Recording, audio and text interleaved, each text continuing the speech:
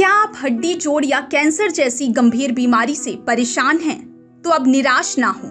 रीवा के आरोग्यम कैंसर एवं ortho care centre में पाइए सटीक इलाज। मिलिए हड्डी जोड़ रोग विशेषज्ञ डॉक्टर पुष्पेंद्र तिवारी और कैंसर रोग विशेषज्ञ गोल्ड मेडलिस्ट डॉक्टर आराधना त्रिपाठी से। हमारा पता है श्याम कॉम्प्लेक्स, नया bus stand, Rewa. EOW Rewa ने मैहर जनपद पंचायत से जुड़े बहुचर्चित बीपीएल फर्जीवाड़े मामले में बड़ी कार्यवाही की है। लंबी प्रारंभिक जांच के बाद ईओडब्ल्यू ने तत्कालीन अधिकारियों और कर्मचारियों के खिलाफ आपराधिक मामला दर्ज कर लिया है। जांच एजेंसी का दावा है कि निर्धारित नियमों का पालन किए बिना अपात्र लोगों को गरीबी रेखा से नीचे यानी बीपीएल सूची में शामिल किया गया और उन्हें फर्जी बीपीएल प्रमाण पत्र जारी कर शासन की विभिन्न योजनाओं का लाभ दिलाया गया। यह मामला सामने आने के बाद अब पूरे प्रकरण की गहन जांच शुरू कर दी गई है। दरअसल शिकायत में आरोप लगाया गया था कि मैहर जनपद पंचायत में बीपीएल सूची तैयार करने के दौरान गंभीर अनियमितताएं की गई। नियमों के मुताबिक किसी भी व्यक्ति का नाम बीपीएल सूची से जोड़ने से पहले तहसीलदार की लिखित अनुशंसा और पटवारी की सर्वे रिपोर्ट आवश्यक होती है, लेकिन जांच में सामने आया कि कई मामलों में इन जरूरी प्रक्रियाओं का पालन ही नहीं किया गया। इतना ही नहीं, एक ही बीपीएल क्रमांक पर दो हितग्राहियों के नाम दर्ज किए जाने जैसी गंभीर गड़बड़ियां भी सामने आई हैं।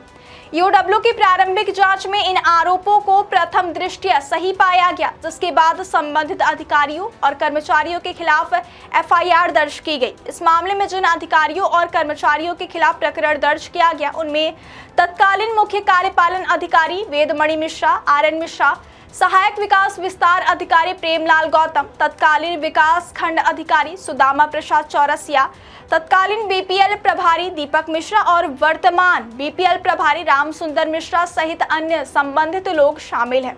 इन सभी के खिलाफ भारतीय दंड संहिता की धारा 420, 409, 120B तथा भ्रष्टाचार निवारण अधिनियम की संबंधित धाराओं के तहत मामला दर्ज किया गया है। ईओडब्ल्यू का कहना है कि जांच अभी जारी है और यदि इस पूरे मामले में अन्य अधिकारियों या कर्मचारियों की भूमिका सामने आती है तो उनके खिलाफ भी नियमानुसार कार्यवाही की जाएगी। जांच में अब तक जो सबसे बड़ा खुलासा हुआ है वह यह है कि 111 अपात्र लोगों के नाम पर फर्जी बीपीएल प्रमाण पत्र जारी किए गए। इन प्रमाण पत्रों के आधार पर वर्ष 2018 से लेकर अब तक कई सरकारी योजनाओं का लाभ लिया जाता रहा, यानी करीब 8 वर्षों तक अपात्र लोग सरकारी योजनाओं का फायदा उठाते रहे, जबकि वास्तविक जरूरतमंद और पात्र परिवार इन योजनाओं से वंचित रह गए। जांच एजेंसी का कहना है कि इस पूरे मामले से शासन को आर्थिक नुकसान भी पहुंचा है। अब ईओडब्ल्यू इस नुकसान का आकलन कर रही ताकि यह पता लगाया जा सके कि सरकारी खजाने को कितनी वित्तीय क्षति हुई है।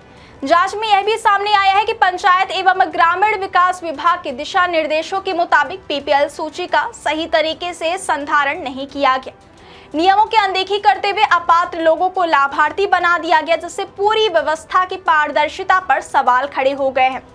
ईओडब्ल्यू रीवा के पुलिस अधीक्षक अरविंद सिंह ठाकुर ने बताया कि मैहर में अपात्र लोगों को बीपीएल सूची में शामिल कर सरकारी योजनाओं का लाभ दिलाने की शिकायत मिली थी। प्रारंभिक जांच में आरोप सही पाए जाने के बाद एफआईआर दर्ज की गई। उन्होंने कहा कि अब इस पूरे मामले की विस्तार से जांच की जाएगी। यदि जांच के दौरान किसी अन्य अधिकारी, कर्मचारी या संबंधित व्यक्ति की भूमिका सामने आती है तो उसके खिलाफ भी सख्त कानूनी कार्यवाही की जाएगी। यह मामला केवल फर्जी बीपीएल प्रमाण पत्र जारी करने तक सीमित नहीं है, बल्कि इससे उन हजारों गरीब परिवारों का भी नुकसान हुआ है जो वास्तव में सरकारी योजनाओं के पात्र थे, लेकिन अपात्र लोगों के लाभ लेने के कारण वे अपने अधिकारों से वंचित रह गए। फिलहाल ईओडब्ल्यू पूरे मामले के दस्तावेजों की जांच कर रही है और वित्तीय लेन देन सहित सभी पहलुओं की गहराई से पड़ताल की जा रही है। अब इस मामले में आगे और भी बड़े खुलासे होने की संभावना जताई जा रही है, क्योंकि जांच एजेंसी ने साफ कर दिया है कि दोषी चाहे कोई भी हो, उसके खिलाफ कानून के मुताबिक सख्त कार्यवाही की जाएगी।